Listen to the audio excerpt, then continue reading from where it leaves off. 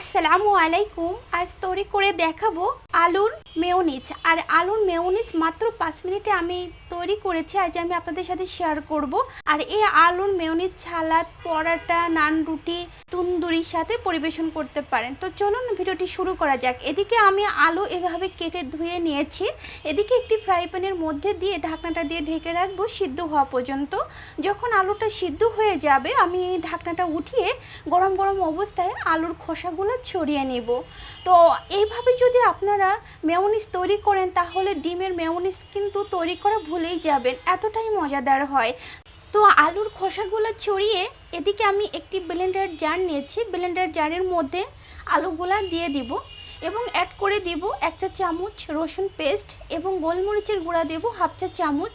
এখানে অ্যাড করেছি সাদা সরিষা পেস্ট 1 চা চামচ এবং অ্যাড করব ভিনেগার বা আপনারা এখানে লেবুর রসও অ্যাড করতে পারেন। এখানে অ্যাড করে দিলাম চিনি স্বাদ মতো লবণও অ্যাড করে নিলাম এবং অ্যাড করে দেব গুঁড়া দুধ এবং রান্নার রেগুলার তেল।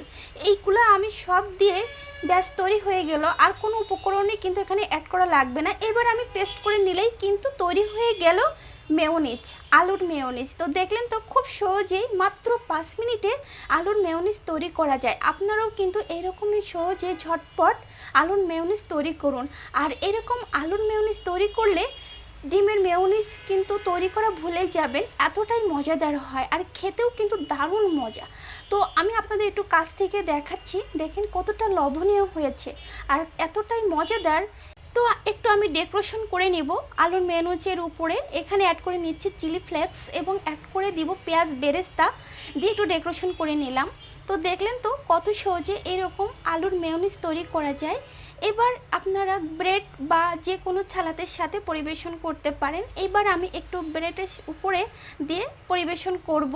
আর আমার এতটাই খেতে ইচ্ছা করছে, এতটাই মজাদার হয়েছে, না বানালে আপনারা বুঝবেনই না যে এর স্বাদ এতটাই সুন্দর, এতটাই মজাদার। তো আজকের মেয়োনিজ কেমন হলো, আলুর মেয়োনিজ অবশ্যই আমাকে কমেন্ট বক্সে জানাতে কিন্তু ভুলবেন না।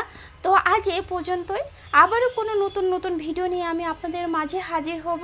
সে পর্যন্ত সবাই ভালো থাকবেন এবং সবার জন্য দোয়া রইল। আর অবশ্যই আমার চ্যানেলটাকে সাবস্ক্রাইব করে নেবেন এবং ছোট্ট বেল বাটনটি ক্লিক করে নেবেন। সবার জন্য দোয়া রইল, ভালো থাকবেন, ফি আমানিল্লাহ।